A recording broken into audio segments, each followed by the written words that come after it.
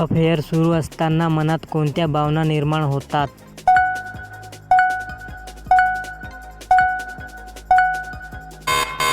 उत्तर guilt, excitement, fear and thrill.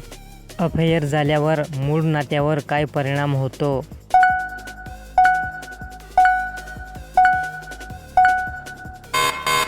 उत्तर अविश्वास, भांडण आणि तणाव.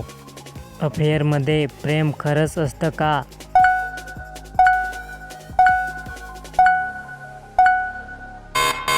उत्तर काही वेळा असू शकतं, पण बहुतेकदा आकर्षण असतं. गिल्ट म्हणजे काय?